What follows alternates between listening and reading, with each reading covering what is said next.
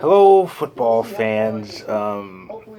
Week 14 is come and gone, and it was an amazing week. But I have to start off on the somber note. Of course, we heard the news during Thursday night football. Demaryius Thomas, at the age of 33, passed away suddenly, and I was shocked by this. I remember when I heard it, I was watching Urinating Trees live stream because the Steelers were playing, and I saw somebody type Demaryius Thomas had died. I go, wait, what? I thought this guy's, whoever wrote this is obviously on Tree's chat.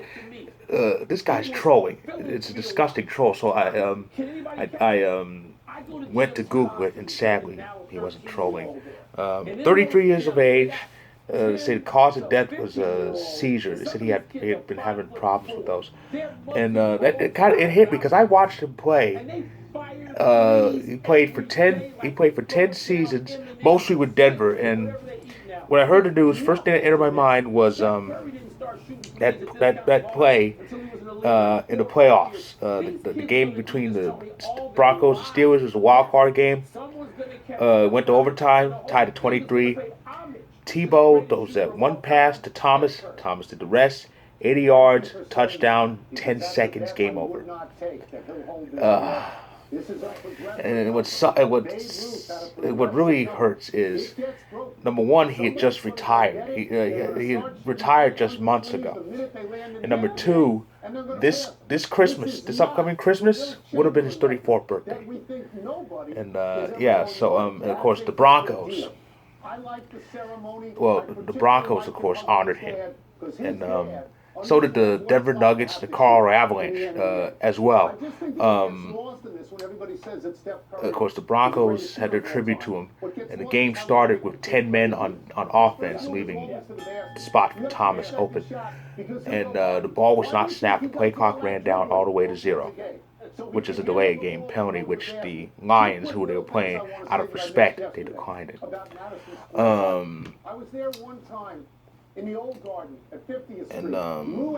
It's similar to last year when the tragic news of Kobe Bryant's passing.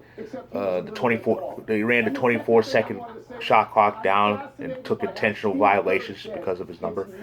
But of course the Broncos went on to win that game 38-10. But there's Demaryius Thomas. He'll forever be in the hearts of football players and fans. That's for sure.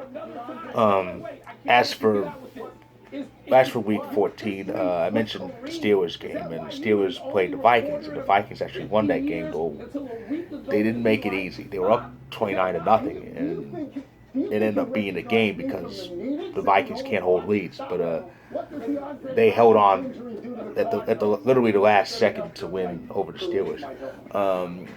The rest of Week 14, I have to mention this: Sunday Night Football, Packers to Bears. Of course, I'm always amped when the Packers are on Sunday Night Football, especially at home too. And it's Packers Bears, which is always big, no matter what. I mean, the Bears may be a mess, but when the Packers and Bears play each other, it is always big time. And it was the first game since the "I still own you" game, but and Rodgers continued to make that statement true. Now it was crazy because the special teams was messing up, but in the first half, in the second half, that was remedied, 45-30, and we improved to 10-3. The Buccaneers earlier improved to 10-3 with their overtime win over the Bills, which also wasn't easy because Tampa had a big lead and they ended up going to overtime, but they pulled it out at the end. The touchdown pass Brady threw was his 700th. That's a big number. What else? Oh yeah. Dallas got a big divisional win over Washington, and they really control things in the NFC East. A 3-game lead in that division, and it's amazing. they're really playing on all cylinders. This is what happens when Dak Prescott's healthy for a whole season. Because think about it, even when Dak was out last year, they still had a shot because the NFC East was so tepid. And of course now Dallas is in full control of it. I mentioned the Steelers lost elsewhere in the AFC North. The Browns survived against the Ravens, even with Lamar Jackson out for the rest of the game, and it's still up in the air whether he's going to be full and healthy for the next game, which is against the Packers. But the Browns won, which meant the Bengals had a chance to move past Baltimore. They didn't do that. They went to overtime as well. Against the Niners. Bengals had the ball first, got a field goal, but San Francisco later find the end zone. So San Francisco took that game to keep in pace in the playoff race. They actually moved up past Washington due to the loss. Now it's a pretty interesting race. It's a pretty interesting race in the sorry, that's the sound. It's a pretty interesting race in the NFC, but not like the AFC. The Bills. We're the top agents. The Bills ended up losing. The Bills ended up losing, and now we got a big log jam in the AFC. A bunch of 7-6, 6-7 teams, with the Steelers at 6-1. I mean, it's absolutely crazy. It's absolutely crazy what's going on in the AFC playoff race. I'll get to that in another video. And I have to mention this: the Cardinals.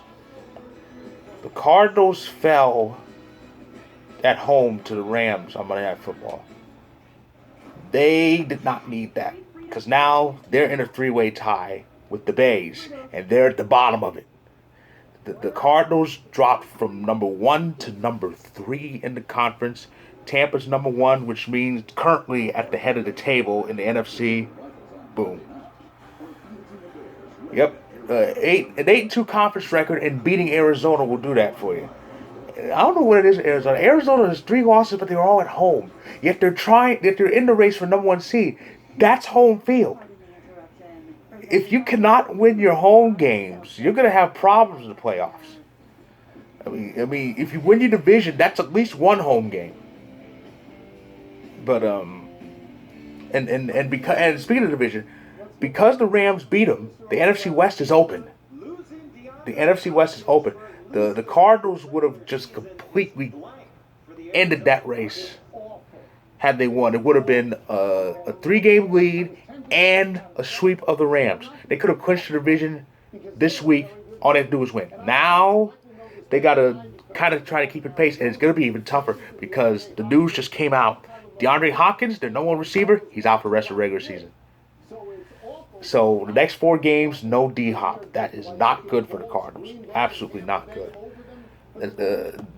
Everything, all the bad luck is hitting them at the wrong time. They're trying to win the division. Now they have a 1-game lead and a split against the Rams, and they're trying to get the number 1 seed, and they're at the bottom of a 3-way tie, and their number 1 receiver's out. That's the last thing you need. And of course, I mentioned some receivers and ailments. It's getting bad, and not just in NFL, but the COVID outbreaks are happening big time in sports, and the NFL is no exception. I've been hearing so many positive tests are coming out. Odell Beckham Jr. tested positive. His former teammates in Cleveland, a whole bunch of them tested positive. Just today, it just came out that Baker Mayfield tested positive, along with the Browns head coach Kevin Stefanski. There's positive tests popping up all over in the NFL, in the NHL, and in the NBA. It's just awful. It's awful, and of course, a lot of players have been vaccinated. Because like I said, even if you're vaccinated, you can still get it, but it won't take a toll on you if you've been vaccinated. But it's just bad out there. It's just really bad out there. I just hope for the best for all of them, for all the players who tested positive, and I heard protocols will be strengthened. They should be. It's a whole other discussion I could get into, but they need to follow. They need to follow those protocols. Just because you've been vaccinated doesn't. It's not. There's no excuse to take your mask and go. Well, I won't need this anymore. Doesn't work that way. It doesn't work that way. You still got to follow these protocols. That's why there hasn't been any improvement. Plain and simple.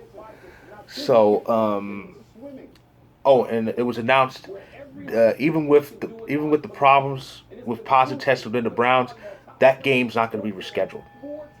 And I hope it doesn't come to that, because there was crazy rescheduling last year. I remember Tuesday night, Tuesday games, even Wednesday games. That's kind of with extra Monday games. It was weird. It was kind of interesting, but it was weird, very weird. But hopefully we see no weirdo reschedules, especially since it's this late in the season. There's 4 weeks left. But anyway, so that's my recap of week 14. It's a crazy week. Here's what's in store for week 15. Week 15 will start with the Chiefs and Chargers playing each other at SoFi Stadium, and then it's our first taste of Saturday football of the season. Raiders and the Browns. I mentioned that. Browns are at home, and the Patriots are in Indy facing the Colts. That's the Saturday double dip. Oh yeah, I forgot to mention about the Bills, because they lost. They're now 2 games behind New England. New England didn't play at Week 14, so both the Patriots and the Colts are actually coming off byes. As for Sunday's action, the Steelers are at home against the Titans. The Cowboys head to East Rutherford to face the Giants. Washington and Philly play each other. The Cardinals go to Detroit. Oh boy, they won't need D-Hop for that. They may not need Kyler Murray for it. Rams host the Seahawks. Packers are in Baltimore to face the Ravens. Sunday Night Football is Buccaneers hosting the Saints. That's always fun. And on Monday night, it's an NFC North matchup. Vikings and Bears. Can these two teams tie? But anyway, that's week 15. That's what's in store for us for week 15. We're entering the middle of December. That means, as Jim Ross often says, business is about to pick up. So I will recap that. I'll recap week 15 next week and congratulate any teams who happen to clinch spots. There's a lot in the air. I'll say that for another video, but I'll just say, stay tuned.